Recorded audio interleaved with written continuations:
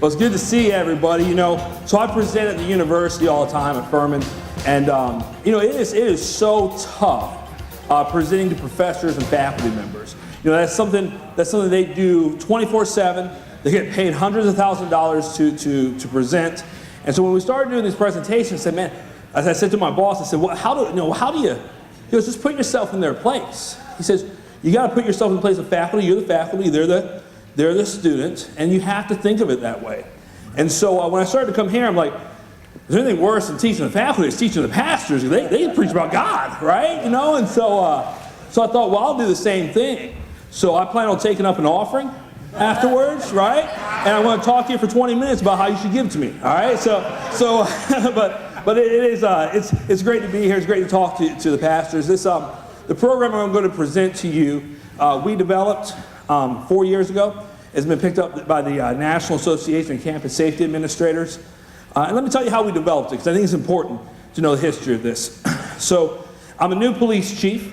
I started Furman, and I had my first staff meeting. And so we're sitting in our staff briefing room, and while we're sitting there, we get a call of a man with a gun on campus.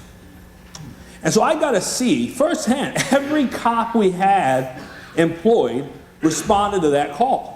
And I got to see our cops handle a situation, right? And so these guys hop in their cop cars, they drive down there, they put on their cop car vest, they put on their big old guns, they go marching into the building, they secure all the floors, they send units in to check every floor level and engage a shooter. I mean, they knew what they were doing. It was wow, they had the stuff, right?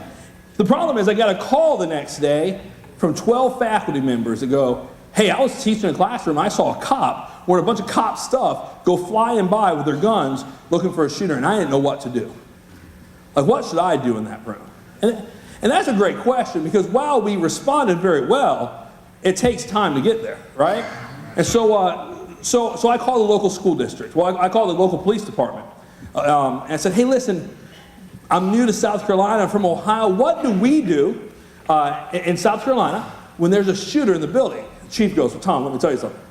We got these cop vests, and we got these cop guns, and we'll go down there in our cop cars, and we'll go in there and find the shooter. I said, well, that's great, unless you're the person waiting for you to get there, right? And so what do you do, and what do you teach your teachers to do? I said, well, we got these cop guns, we go, okay, so I said, let me call the state.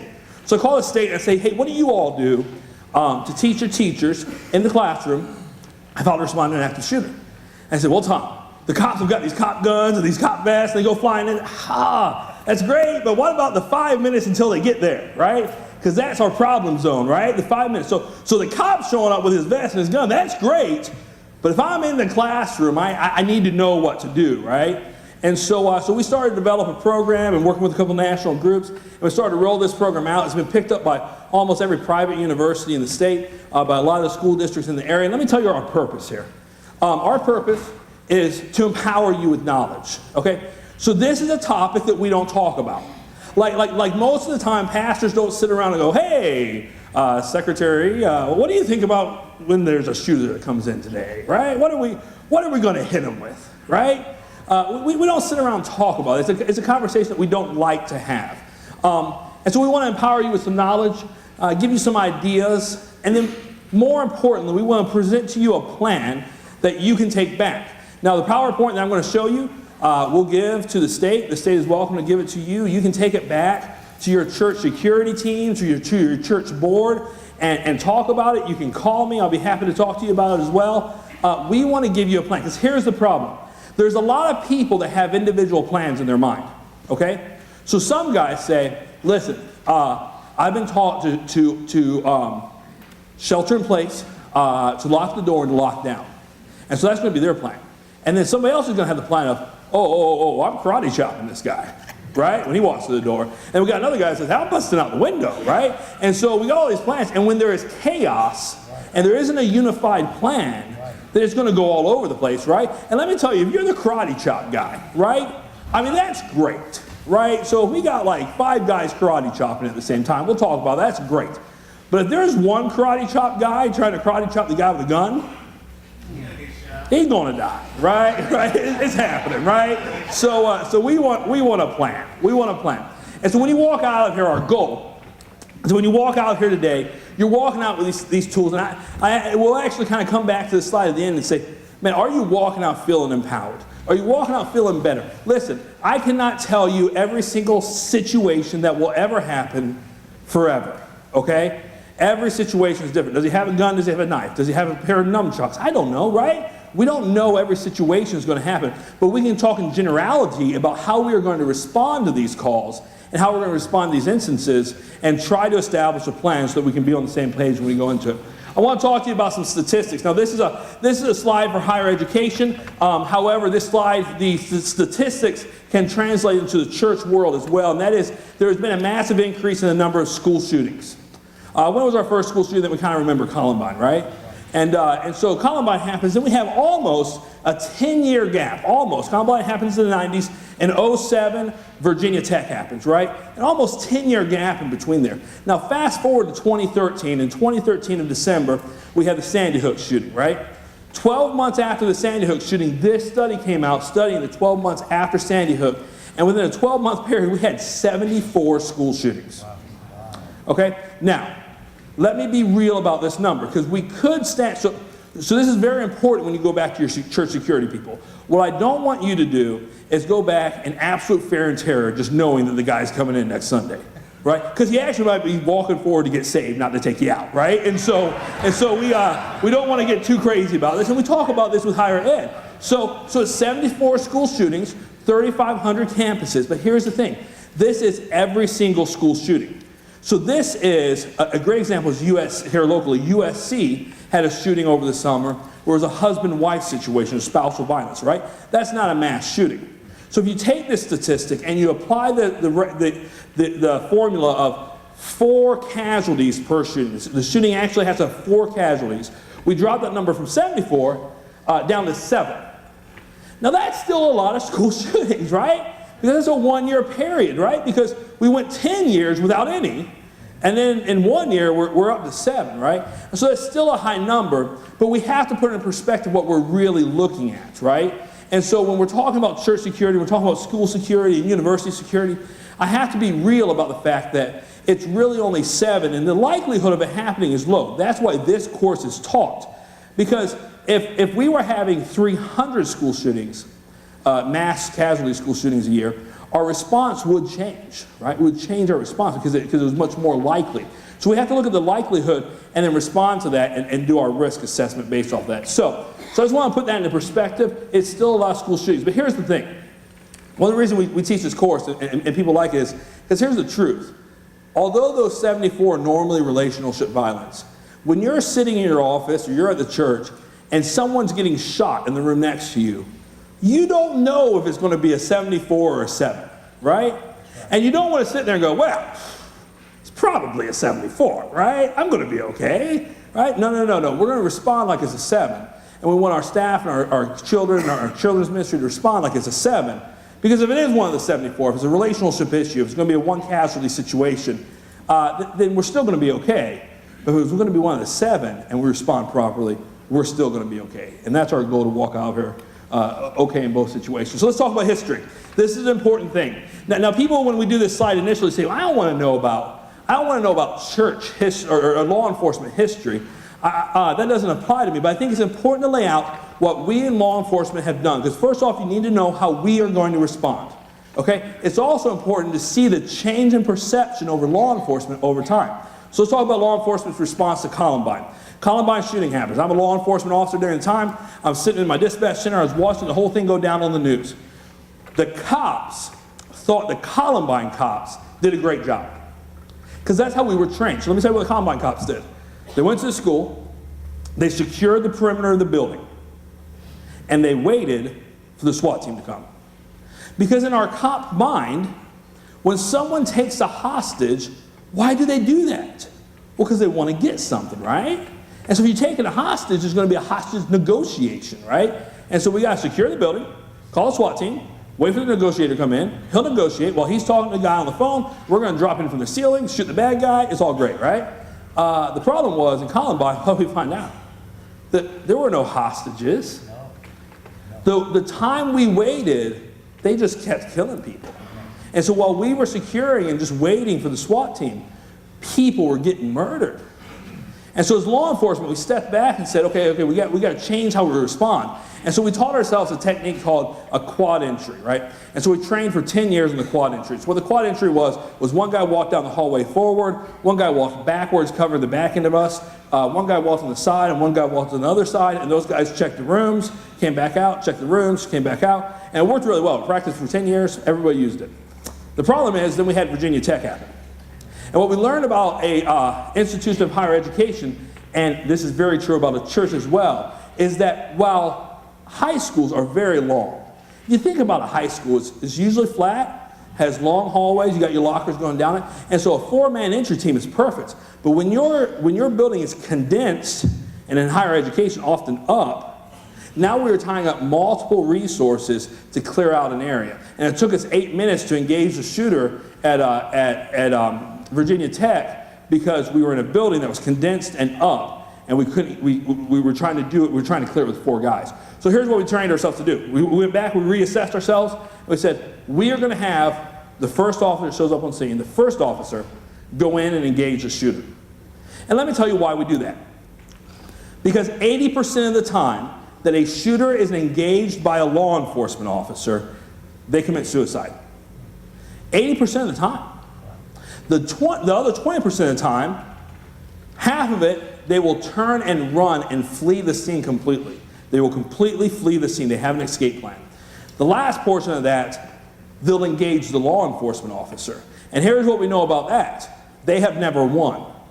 When they engage law enforcement, we have always won.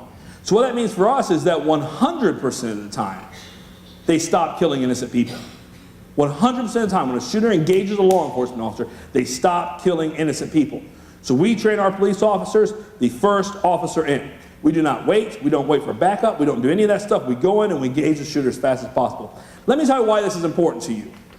Because you see, I'm talking about our change in law enforcement, but I want to ask you what change in society we had after each one of these incidents. Well, after Columbine, we established a thing called lockdown. Who's heard of lockdown?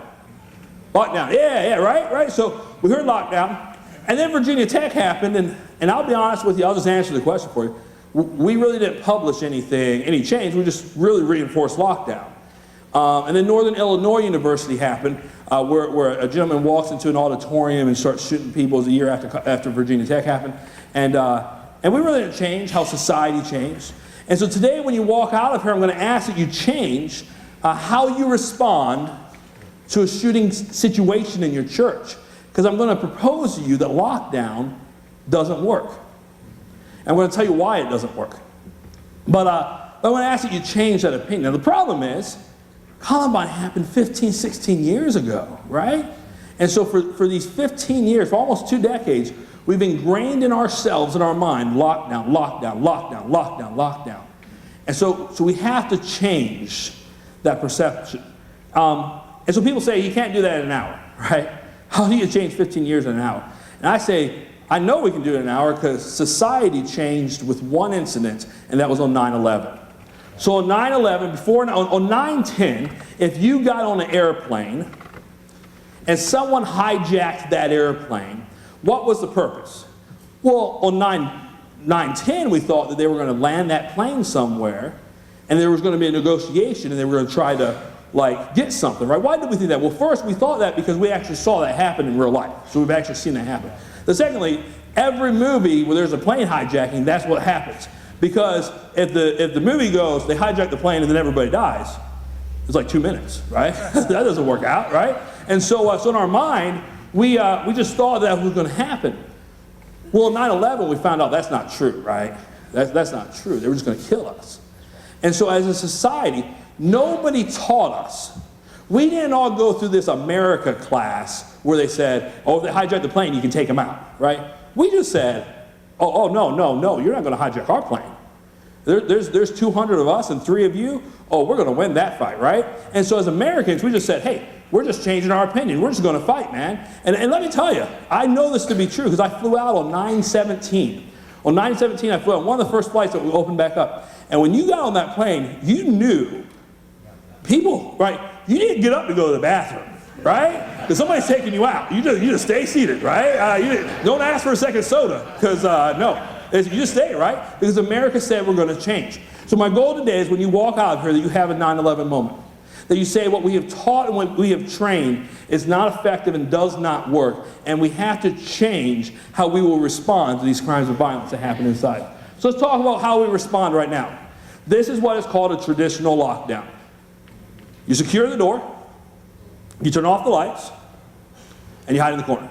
Okay? So that's not Tom Saccenti's made up lockdown. That is published by the 2002 publication called the Safe Schools Act by the Department of Justice. They published it. This is what we taught. This guy right here taught this in the municipal schools for 10 years. The problem with this is that this doesn't work, okay? And so we're going to do a little, hey, Phil, can you put on the live feed? So here's what we're going to do. We're going to take you into this back room, and we are going to do a traditional lockdown. We're just doing exactly what the Department of Justice has taught us to do, right? Now, some of you are going to say, hang on, I'm going to fight this guy back, right? But we don't want to get shot, right? We're not going to lock the door, and let me tell you why. Because I don't want to kick it open. Okay, right. So we're not going to do that, right? But we're just going to go back here. I'm going to yell lockdown, and then you're going to hide in the corner. Get behind a chair if you want to. Whatever you want to do in that room, you can do it. So here's a mask for you. And we're going to try to live. Are we going to live feed or no? We're good? We're going to try to live feed this so you guys can see what happens in that room. Now remember, we're using an airsoft gun. If you guys want to walk to the back corner right over here. It was nice knowing y'all. All right. All right, here we go.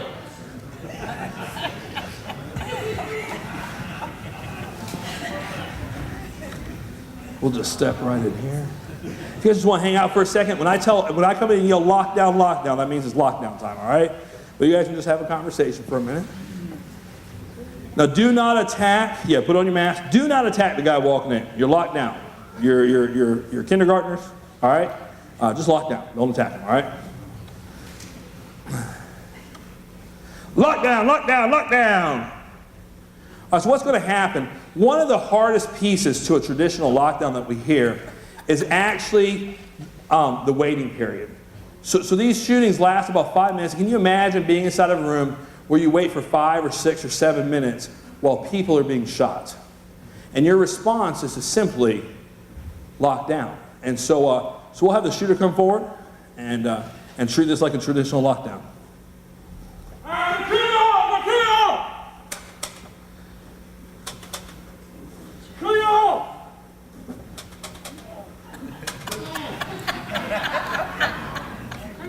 All right, let's give him a round of applause. Come on up.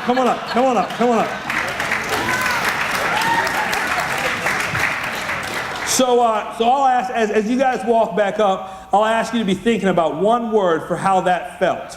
So Phil, can you get there, make sure they know one word and bring it right back up to the stage. Let me tell you where lockdown came. I think it's important for us to understand where lockdown came from. So the Department of Justice published the Lockdown Safe Schools Act in 2002. I spoke with a guy who actually wrote the lockdown procedure for the Department of Justice. I said, man, how do you get that procedure? He said, well, Columbine happened in the 90s. We had a bunch of federal grant money, and we had to do something with it, right? And so we were going to send out consultants to do these consultations. Every school got like $50,000 to have a security consultant to come in and do a consultation on how to do it. But they had to publish them what to teach the school to do. So they came out with the Safe Schools Act 2002. I said, well, yeah, but where did you get it? He said, well, we called the largest school district we could find, LA County School District. And we said, what do you guys do? LA County School District said, hey, we do the lockdown. And what we do is we turn off the lights, we get everybody below the windows, and huddle up in a corner. Okay, that sounds great. That's what we're going to do. So we called the chief of police for the LA County school system at the time and said, hey, we heard you gave this information to the Department of Justice. Is this what you guys do? He goes, yes, that's what we did. Well, tell me why. He said, well, here's what happened. In the 80s, in the LA County school area, the mafia got pushed out. The late 70s. In the 70s, mafia gets pushed out. In the 80s, they established the lockdown procedure. The reason is, who replaced the mafia? Gangs, right? And so before, the mafia did not care about the LA County School District. They just didn't care. It wasn't their recruiting technique. But the gangs sure did, right? And all of a sudden in the 80s, the LA County School District started to experience drive-by shootings. And so what they did was they established what they called a moat. They put a perimeter fence on the outside along by where the roadway was. They had an officer standing on the other side of the perimeter fence. When they saw a gang vehicle coming down the street getting ready to do his drive-by, they would call it a lockdown, and all the students would get below the windows, turn off the lights so you couldn't see silhouettes, and huddle in a corner together. Apparently they put the person they didn't like on the outside. So lockdown was intended for drive-bys. So for 10 years we taught a drive-by technique for an active shooter. And here's the problem. As a law enforcement officer, or as all law enforcement officers, we called lockdown, we walked down the hallway, we rattled the door, we looked through the window, but we never kicked open the door. Because if we had kicked open the door, we would have seen what we saw in here. So for the people in there, give me one word of how that felt. Give me a word how that felt to be in there. Scary. Scary? Frightening. Frightening? You didn't know what was happening. Here's the words we hear all the time. Helpless, horrible, sitting duck, right? We hear these words from people because that's what's happening. Listen, I'm good friends with the police chief of Virginia Tech. Him and I present quite often, but who I'm even more closer friends with is the police chief from Sandy Hook, Michael Kehoe. We've presented about 10 times together. Michael taught lockdown to the Sandy Hook kids. He taught them lockdown, and they did lockdown. And Michael says, man, I never kicked open the door. So what happens when they kick open the door? Our best case study in this, and this is a very important slide. Our best case study is Virginia Tech. And let me tell you why. Because the victims of Virginia Tech, first we had a high casualty count, but we also had a high survivor rate, okay? And the victims were adult people, so they could articulate to us what actually happened inside that building. So it's a very, very good case study for us to study. Here is a Virginia Tech layout. That's a hallway in the middle. Now someone was shot in the hallway when the shooter walked in. Sometimes there's nothing I can tell you. You're just gonna get shot, okay? And there's nothing, it just happened. I mean, I can't, if you're walking down the street and some guy walks up to you and shoots you, there's nothing you can do about that, right? So the person walking the hallway, there's nothing to do. But when that shooting happened, what it did was it alerted all those classrooms that something bad's happening, right? And so the shooter walks in that first room where there are 19 people present. He shoots all but one. He actually entered that room a total of 3 times to do that. He shoots all but one. 12 people died. He goes across the hall, 14 people present, shoots all but 2. Then he goes, and this is where we start studying. This is what's important to take back to your team. Then we start looking at this middle room. And again, 19 people are present, but instead of 12 dying, only 2 die. Then he goes to this corner room, and he goes there, and 12 are present, but none die. And so it's important for us to look at what happened inside those rooms. So I want to show you a quick video of a testimony from each one of those rooms. Phil, can you, let's see if I can, no, I can't see it. I can't see it on my end. I want to show you a testimony from each one of these rooms. Now, the bottom left-hand video is our first video. And this young lady's name is Christina Anderson. Her mother is an FBI agent. Her father works for the federal government. She knows law enforcement. So let me show you what she has to say. We heard the first shots at around 9:40 a.m. I was sitting on the wall of the classroom, so in the hallway, and I could hear the shots getting closer and closer very quickly. I mean, there was only a few seconds between the first time we heard them and when he actually walked in. To me, it sounded like an axe being taken to a piece of wood. And our teacher, she opened the door, and she peered outside, and she immediately shut the door, and she said, "Call 911." And right then, he walked in just seconds after. There's absolutely no time to think or to duck or to take cover, and people just kind of fell to the floor. And he immediately walked in shooting, and he went to the other side of the classroom, and he started going down the rows. He went down each row very quickly, very purposefully. And I remember thinking, your turn is coming, you're going to get shot. I mean, I didn't realize there was an active shooter, but I knew something bad was happening. He came back to our classroom 3 times, and on the 3rd time, he killed himself in the front of the class. in between each time he was there, you could just hear people crying and coughing, and the cell phone started ringing. When he was in our class, I remember trying not to breathe very much, so he couldn't tell I was alive. Because as my stomach was hitting the chair, I was thinking, you know, he can see me breathing, he can see me alive, and that was very scary. All right, Phil, go to the top middle.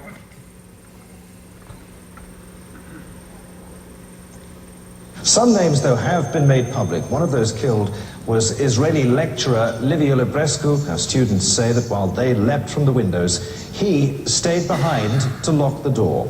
He was holding the door shut so his kids, the students in his class, could jump out the window, which they did to safety.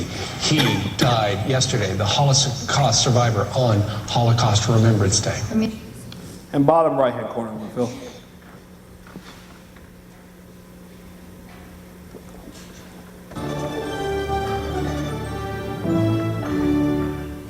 Virginia Tech senior Zach Pekowitz was sitting in Norris Hall in a classroom when the shooting started. It's possible that he and his classmates are still alive because of what they did next. Good morning. Thanks for taking the time to speak with us.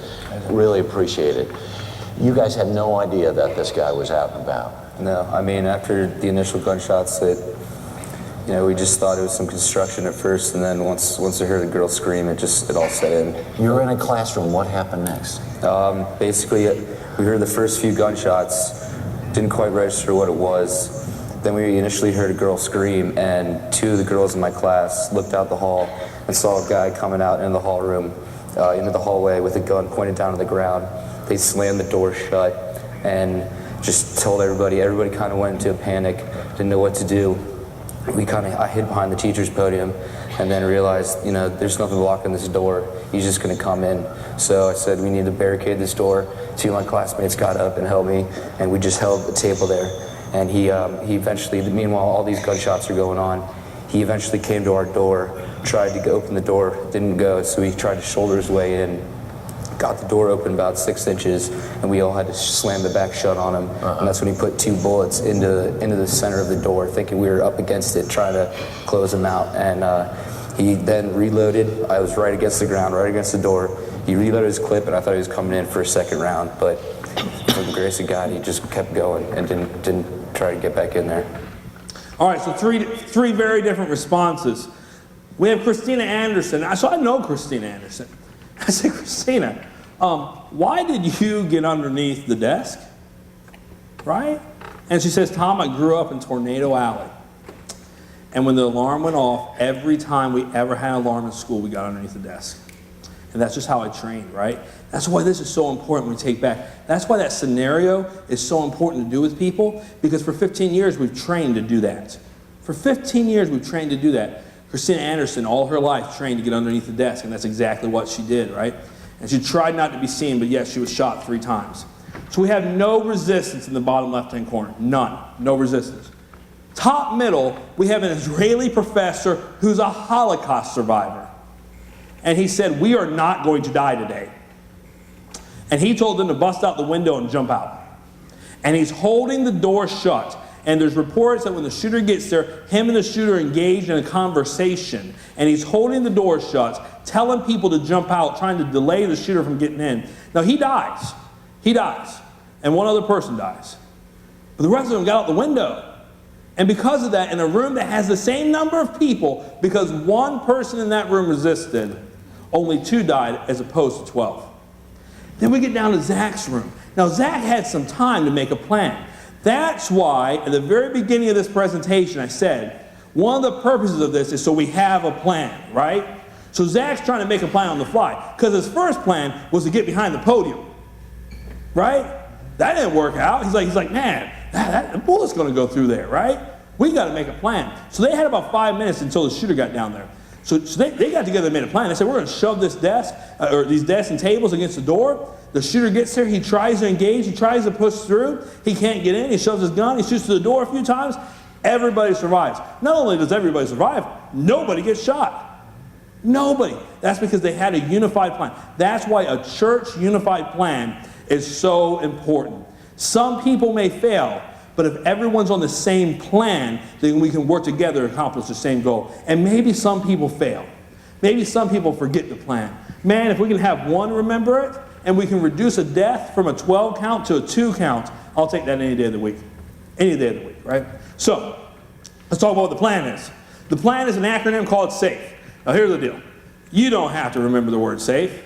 You have to remember the concept. This is a 9/11 concept moment, right? We didn't walk onto the airplanes after 9/11 with like a step-by-step guide to how to take out a terrorist, right? Like we just knew we had to do it. SAFE is a concept. The first piece to understanding the concept of SAFE, and it's very difficult for Furman children because they are so super smart but have very little common sense sometimes, is you can misspell SAFE. If the E in SAFE, which is escape, can come first, you should get out, right? If we can escape, that's the best piece of SAFE, right? I mean, we don't have to say, well, there's a shooter and there's a door, but I should probably secure, evacuate, or secure and fight first. No, we want to get out, right? And so we hit that hard, and let me tell you why. Because so often we don't remember to evacuate. So this is Columbine High School. The majority of murders happened in the bottom left-hand corner where it says library. I'm not going to play it for you for the sake of time, but there's a 3-minute or a 5-minute phone call that occurs inside the library that's recorded on 911 where the teacher is speaking to the librarian for 5 minutes. She describes the shooters. Along the hallway on your right is glass windows that connect to the library. She can see them. She describes them. She talks about the gunpowder that's filling the room. And that throughout that 5 minutes, she screams at the children to stay underneath the desk, to stay in place, and to hide. The green area is outside. Within 100 feet of this teacher was escape. She could see it. She could see escape, right? But she sheltered in place. She hid. She hunkered down. And because of that, every black place in that library is a death, is a student death. Because they didn't move. They stayed where they were. This is an excellent time to speak about sanctuary shooting. Because we get this question a lot, especially from our religious institutions. So when I teach at Bob Jones University or North Greenville University, they have chapel every day. And say at chapel we have 1,000, 2,000 students in an auditorium. What do we do? We'll talk about the reason at the end why I don't recommend to have an armed person shoot the guy inside the chapel. We'll talk about that at the end. But for the person who isn't the security person, for the person who's a congregation member, what do? The answer to that question is you run. You don't hide under a pew. You don't do anything. You run. And let me tell you why. You say, but wait a minute, Tom, we only have 1 or 2 exits. We're all going to pigeonhole into one area. And he's going to be shooting us in a group. But here's the thing. A shooter-shot ratio in a normal active shooting situation is 80%. 80% of the time they pull their trigger, they hit their target. When they engage, a police officer shot ratio in a shooting is 25%. When we pull our trigger, we only hit the target 25% of the time. Why is it a difference? Well, because we're not shooting huddled people in groups, right? And we're shooting something. So now take when the police officer engages that shooter. When a police officer engages a shooter whose shot ratio is at 80%, his shot ratio goes from 80% to under 10%. When there is resistance, we take an 80% shot ratio and drop it to under 10%. Why? Because that's not what they're prepared for. That's not what they're trying to do. They're used to shooting at a single stationary target. Let me tell you how we know this. We saw Cho, the shooter from Virginia Tech. Before he went to Virginia Tech and shot them, he rented out space at a shooting range, laid the targets on the ground, and walked down shooting the targets in the head. They have mentally prepared for what they're getting ready to do. And when they encounter resistance, they're not prepared for that. So why do we say run? For a couple of reasons. One, we want you to get out. The second is, we know the shot ratio goes from 80% to 10%. And on top of that, here's some great news for you. Just because you get shot doesn't mean you're going to die. Right? And so if we're moving and his shot ratio goes down to 10%, that's not a death ratio. That's he hits his target 10% of the time. He's got to hit you a couple times to really take you out, right? But if you're huddled underneath a pew and he shoots you in the head, you're probably going to die. Okay? So we say our response for a big auditorium setting is to move and get out as fast as you can, man. So, let's talk about secure. Secure starts with lockdown. Now you say, Tom, you just told us how terrible the federal government was for teaching us lockdown. Why would you use the word lockdown? Because here's the deal. There is some huge value to the concept of locking a door. You see, when I teach this at universities, they come and say, hey, what is the greatest technology that we have right now that we can use to secure our classroom doors? Like, there is this wedge that you can kick under the door and it explodes and it locks the door down, or there's a bar that you can see, all kinds of great pieces of technology. What can we buy? I say, I've got some good news for you. Your school has invested millions of dollars into the best piece of technology. It's called a door lock. Okay, right? So here's the thing. If you teach with your door locked and the bad guy comes and he has to kick through your door to get to you, in law enforcement, when the bad guy comes and he starts kicking open the door, we call that a clue that something bad's going to happen, right? You're not surprised by it. Someone's kicking open my door. I'm probably going to be hurt, right? And so we teach the first line of defense is to simply lock your door. Lock it, right? And teach with a locked door. So when they start kicking down that door, you have some buffer. You're not surprised. Because if you don't teach with a locked door, the situation goes open, shoot.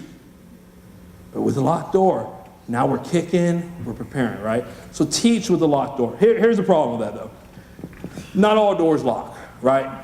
That's the truth. Not all doors lock, right? And another issue is, man, sometimes we don't know how to lock the doors, right? Sometimes those doors lock from the outside, and they lock with a key. And so the real question is, do I really, when there's a guy shooting people in the hallway, do I think I can pull out my key ring of 85 keys and find the one for that door, put it on, reach my hand outside, put it in the hole, and turn it in the proper direction to lock the door, right? We're not going to be able to do that, right? So what do we say? So if our door doesn't lock and we don't have an easy, quick way to, and we're not teaching with a locked door, we teach pure barricade.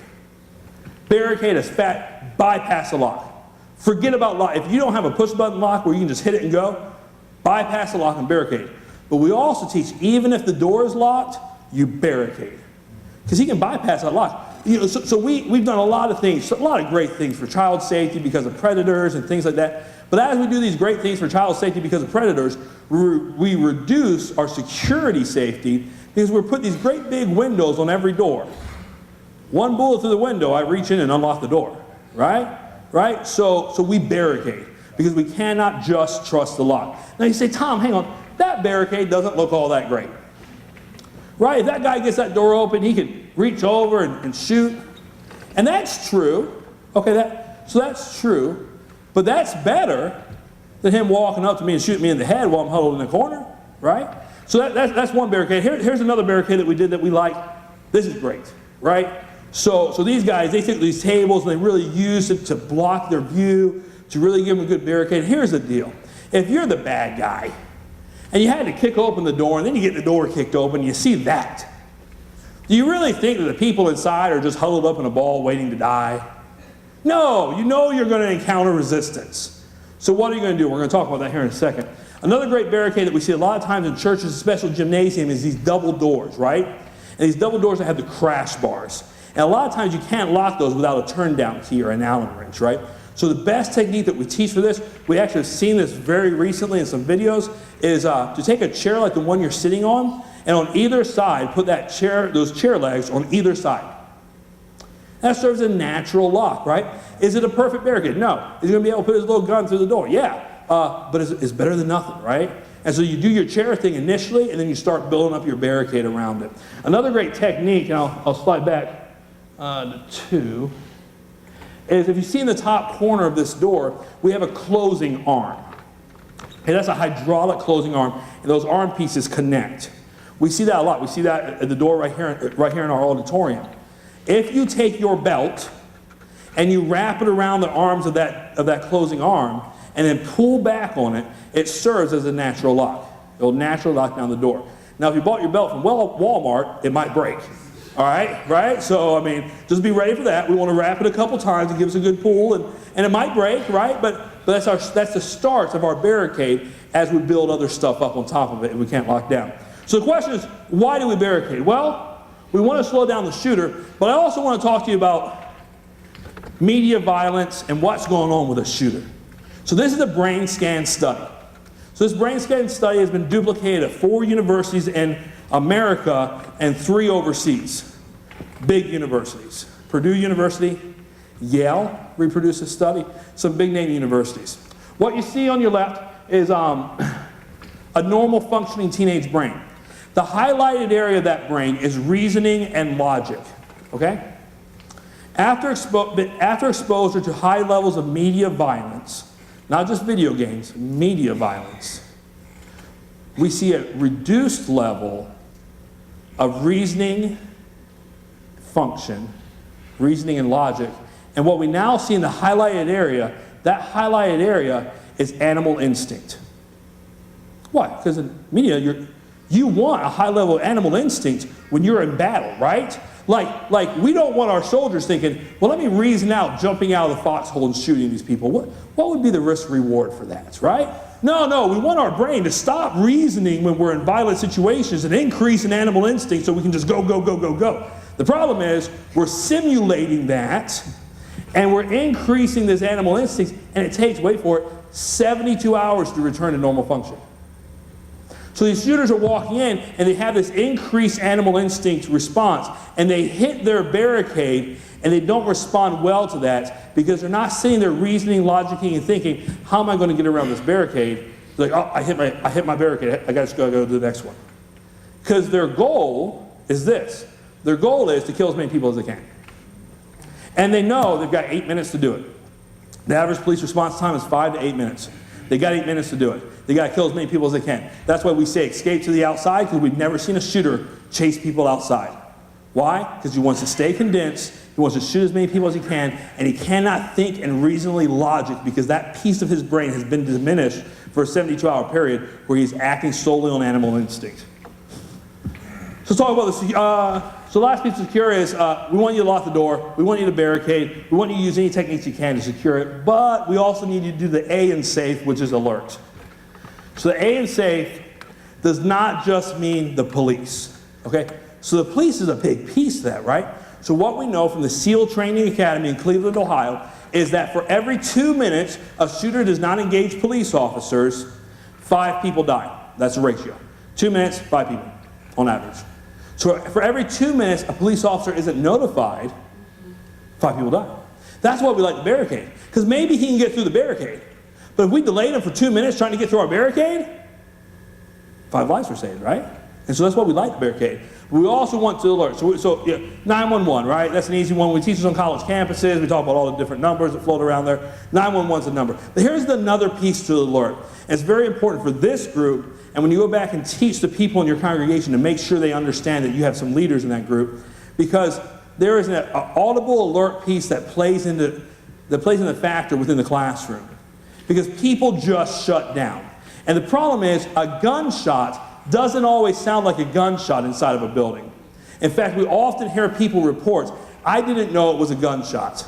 I thought it was construction noise, I thought it was something else, because the acoustics of a closed-in building are not the same as the acoustics out on a firing range, right? And so they don't equate that into their mind. On top of that, sometimes they just shut down, right? So Don Grady, a good friend of mine, he was the chief at Northern Illinois when they had their shooting on the Valentine Day Massacre. And so Don Grady goes running into this auditorium. There's people shot all over. He goes to the back door, and the shooter sees him and shoots himself right in front of everybody. And Don walks up, makes sure the shooter is incapacitated, and then he turns around and he says, there are 12 students sitting in their chairs looking straight ahead. And Don says, I looked at him, and I said, run! He said, they stood up and they ran, right? They needed someone to say what to do. We have to have a leader inside the room. We have to have somebody audibly saying, there is someone shooting people. Here is what we have to do. Because in our brain, we don't want to say someone's in our church shooting people.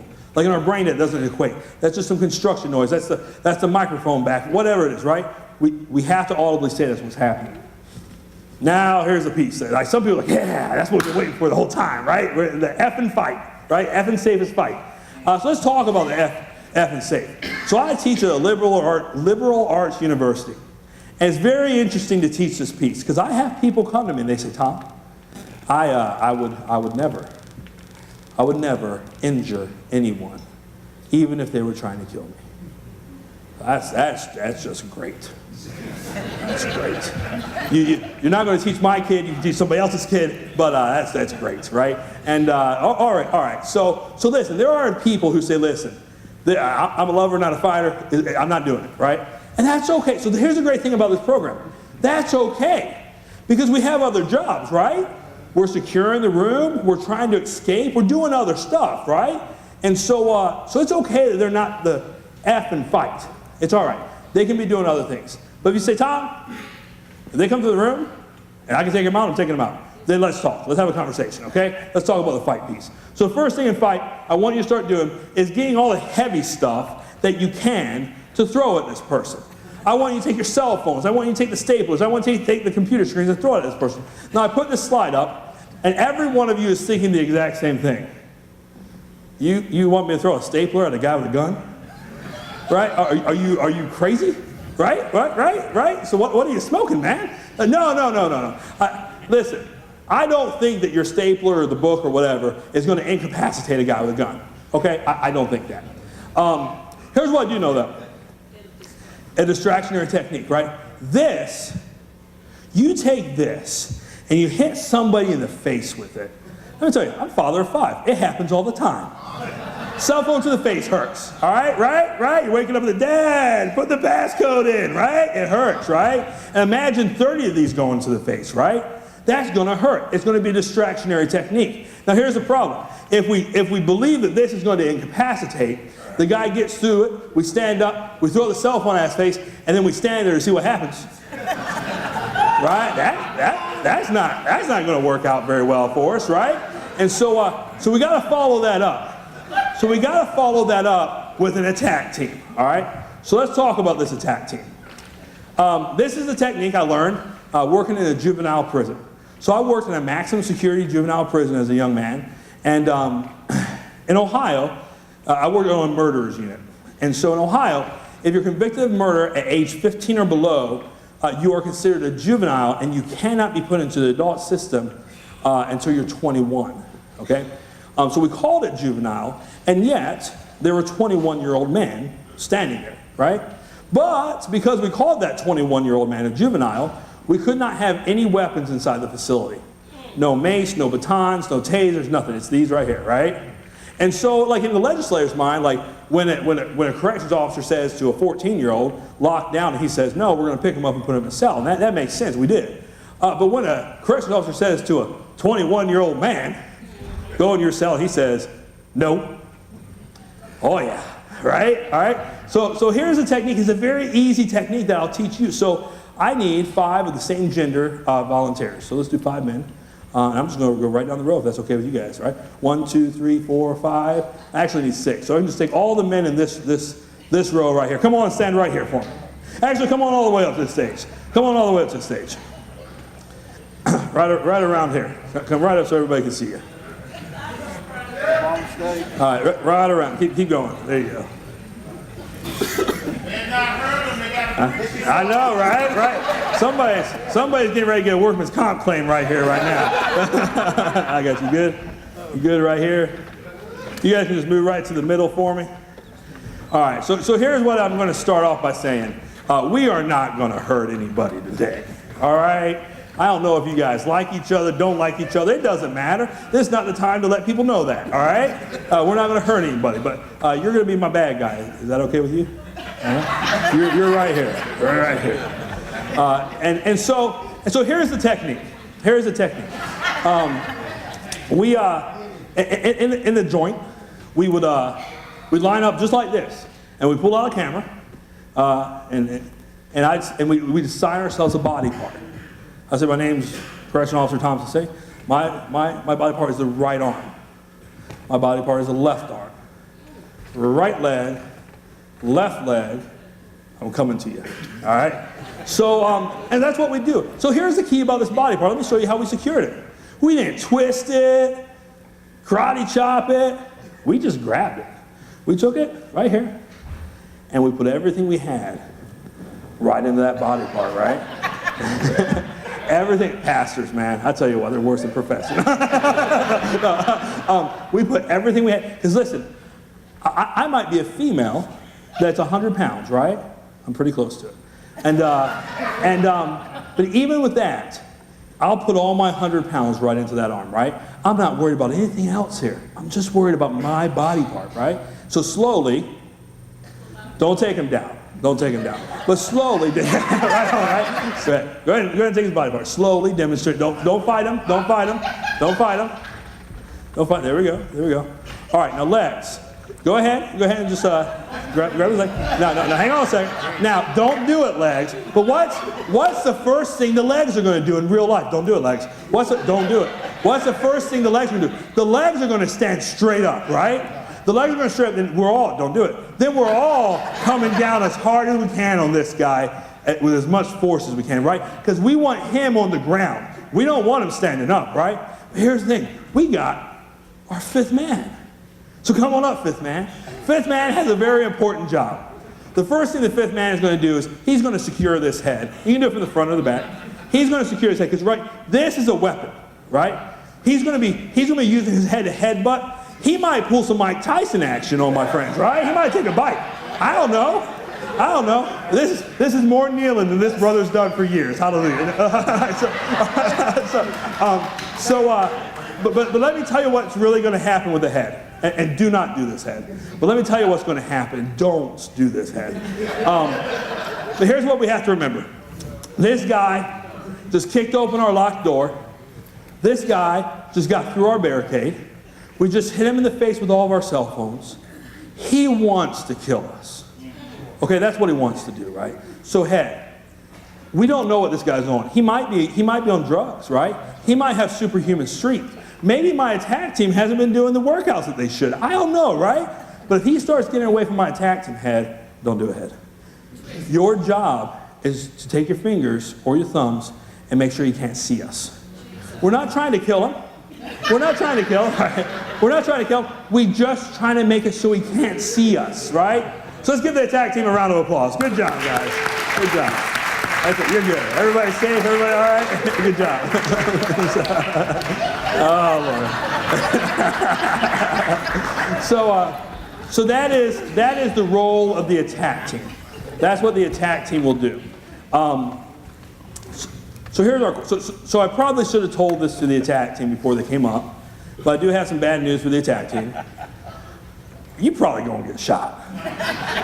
Okay, all right, and that's the truth. Now here's the good news. Here's the good news for the attack team. Just because you get shot doesn't mean you're going to die. Okay, right?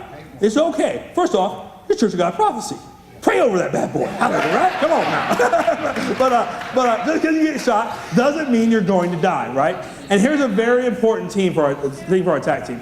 Listen, when you're working in the joint and your job is to secure that right arm, and you go in that jail cell and you let go of that right arm, and he punches your partner in the face, it is not fun at the lunchroom the next day.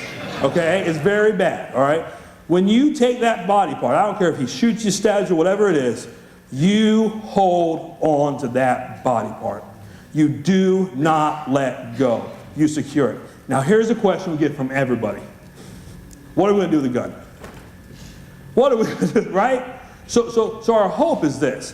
Our hope is when we hit him in the face with the cell phones, and then we grabbed his body, picked him up, threw him on the ground, and shoved our finger in his eye, he's going to drop it, right? That's our hope. Maybe he doesn't, and whoever's got that body part is going to have to wrench it out of his hand, right? But then what do we do with it, right? We got a gun. So every K-5 teacher I've ever taught, every K-5 teacher we teach this to, has said the same thing. I'm going to pick it up and I'm going to shoot him. She can teach my kid any day of the week, right? I like that lady, right? So here's the problem with that. So we got some issues with that. First off, we don't know what's going on with that gun. Right? We don't know if it's jammed, if it only has one round, if it's empty. We don't know what's going on with that gun. Here's a second really big issue. When we pick up that gun and point at him, human nature would tell my attack team that we can let him go, right? That's just human nature. We're going to start letting go of this guy, right? Well, here's our problem. 100% of the time, a shooter, an active shooter situation has a second weapon, right? And so all of a sudden we start letting go of this guy, and I've got my one round in the gun that I didn't know about, or it doesn't even work. All of a sudden, my attack team's getting stabbed by his secondary knife. They're getting shot by his secondary weapon, right? So we don't want to put our faith in that gun. But here's the real reason. Here's a very important thing, right? So especially in the church, the cops are coming, right? And so what we know, so here's let me paint the picture for you what's happening in that building. The ammunition being shot is producing smoke, okay? And so the whole area is smoky. That smoke is causing the fire alarm to go off. So now you have smoky, you have strobe, and you have auditory exclusion from fire alarms going off. On top of that, what we've recently seen is the flashes from the gun are causing the sprinklers to take out. So now you got smoke flashing in your eyes, auditory exclusion from the fire alarm, and you're wet, right? And you're walking through a building and all these things are happening, and there are dead people everywhere, right? And people are screaming and crying out. And you turn the corner and you see a guy standing there with a gun. And now, in Law and Order, we yell, "Stop in the name of the law." But in real life, there's a guy with a gun pointing at this guy. I'm just going to shoot him. And it turns out, you just shot the pastor, right? Right? That's not a good thing. That's not a good thing at all, right? And so we want to avoid that. So here's what we say. Don't pick up the gun. Don't rely on the gun. Let me tell you what we tell you to do. We tell you, you take your garbage can and you turn it upside down and you put it on the gun.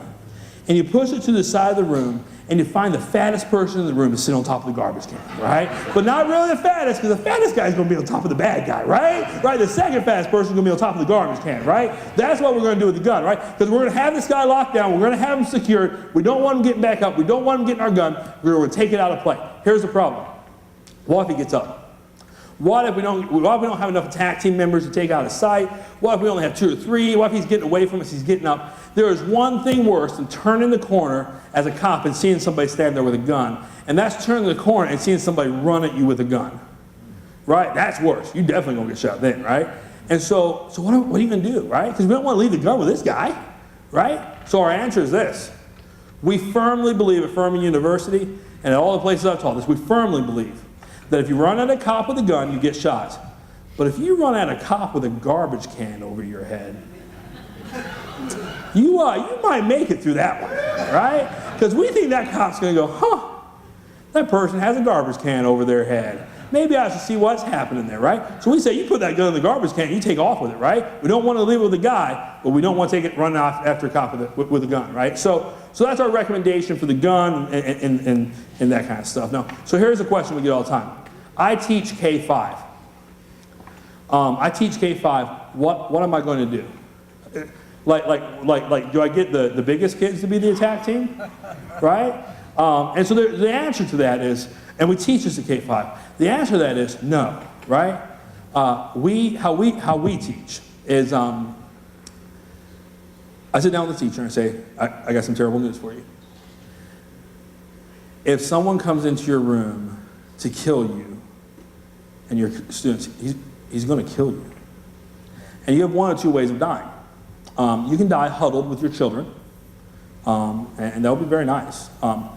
Or you can die trying to gouge this guy's eyes out and trying to take him out and fight, right? Because if he gets through that door, he is going to kill you. So what we teach our kids is, and what we teach our teachers, is the teacher is the attack team. And she's yelling to her students to run, and making that audible. Because listen, what do we know? 80% to 10% when the target's moving, right? So even if we can't get those kids out the door, we're going to be screaming to them, run out the door, run down the hallway, run down the hallway. We're going to be screaming that to them, right? But even if we don't even get them out the door, that moving target reduces from 80 to 10, right? And that's what we're trying to do. Now, we also do some cool techniques with kids. Listen, we don't walk into the K4s and K5s and say, hey, listen, when the guy breaches your barricade, here's what you do, right? we talk to them about fire stuff. And we say, sometimes there's a fire in the hallway and you can't run out into the hallway. So if that fire's in the hallway, we're going to practice knocking out the window and climbing through the window so we can get out through the window in case there's a fire. We're drilling them, right? We're drilling them. Escape, get out. That kind of drill. That's what we're doing. We drill our kids. Hey, if we ever have someone bad in the hallway, if we line up all of our desks from the door to the back wall, they can't get in. And we practice lining up those desks. It's a very easy technique. It's a very easy thing for the kids to do, right? And so we drill them and we prepare them for that, right? But we don't have to be scary about doing it. So with that said, let's talk about the last thing I'll tell you. We really think that the ambulance is coming to help us, right? And this is a very sobering conversation to have. That's not necessarily the case, especially with larger churches. Because let me tell you what happens. Dispatch gets a false report. In over 80% of our shootings, dispatch gets a false report of a second shooter inside the building. Only in 3% of the cases are there ever two shooters. But in almost all the cases, we get a report of a second shooter. Because what happens is just because you get shot doesn't mean you die, right? Especially if your church is in a high business area. If I get shot, I'm running out that door, right? And I'm going to collapse in the business next to me. So now 911 gets a call saying I got somebody shot at the Dollar General. And they get a call saying I got somebody shot at the church. So what's dispatch going to say? Two shooters, right? And so we have seen many times. Northern Illinois University is an excellent example of this happened. The chief saw the guy shoot himself. Saw him shoot himself. He knew there wasn't a second shooter. But EMS was told there were two. And so EMS had to station outside the building, had to station outside the campus for 25 minutes. 25 minutes, dozens of people are shot. So I want to tell you our two techniques that we tell our staff, faculty, and friends to do. The first technique, if you're shot and you're in a room, tourniquets work. Tourniquets work. Take your belt off, take some clothing, go above the wound, and tie it down as hard as you can. Tourniquets work. They help to stop that bleeding. The second one is, we're trying to blood clots, right? Tampons. You take a tampon and you shove it into that wound, it's a blood clot, right? Because here's the thing. Just because you get shot doesn't mean you're going to die. If you bleed out for 25 minutes, you will.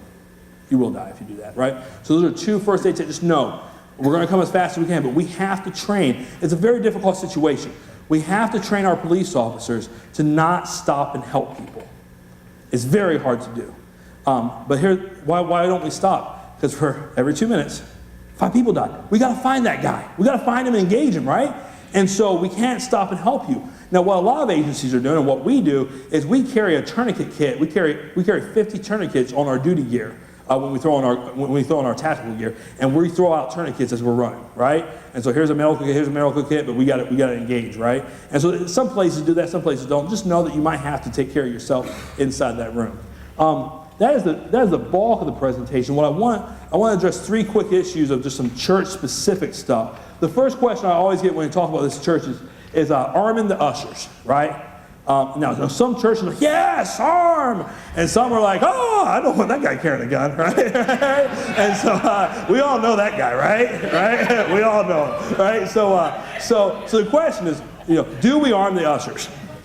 That is a very personal question that your church has to decide. South Carolina law allows you to let concealed weapons permit holders inside your sanctuary, but you have to give permission to that. So a CWP holder cannot just walk in and have their gun in there. They have to have permission from the church. So it's a conversation that you have to decide and what steps and procedures you want to take. But I want to talk about using that firearm inside the sanctuary for just a moment. Because every armed usher I've talked to, and I've said, if someone's coming after the pastor, what are you going to do with a gun? And everyone has always told me the same thing. I'm going to shoot him, right? Here's my problem with that. 25% shot ratio, guys. And that's for a cop, right? And the choir's behind the pastor, right? And so we got a 1 in 4 shot chance of taking out Miss Mildred, right? And that's not good, right? So I actually say to all of my CWP holders and all church security, if you're in, there's never a time in your life ever when inside of the sanctuary you should pull your firearm. And let me tell you how I know that. Who remembers when Ronald Reagan got shot? right? Remember seeing that scene by the car? He was by the car, right? And he's outside. And the most elite force, and I'm telling you, I know a ton of Secret Service agents. They are the most trained elite force in personal protection you'll ever meet, right? And the most elite force, if you watch that video, a guy shooting the president, nobody pulls their gun. And so when you ask the Secret Service, why didn't you pull your gun? You know what they said?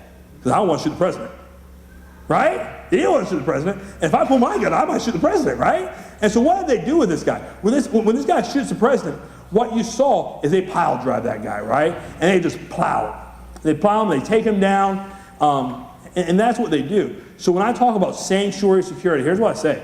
Listen, man, somebody's coming after the pastor, somebody coming with whatever, you got 4 or 5 guys in your church, and you say, listen, you're our football team, man. You come from all directions and plow them as hard as you can, right?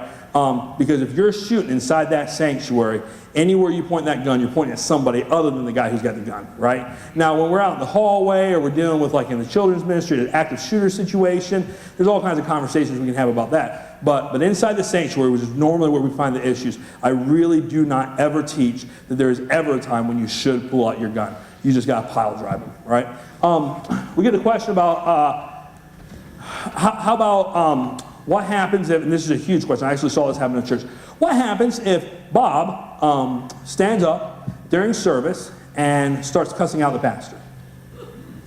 Right? That's a great question. I actually saw this happen, right? I said, Dad, sit down. No, I didn't say that.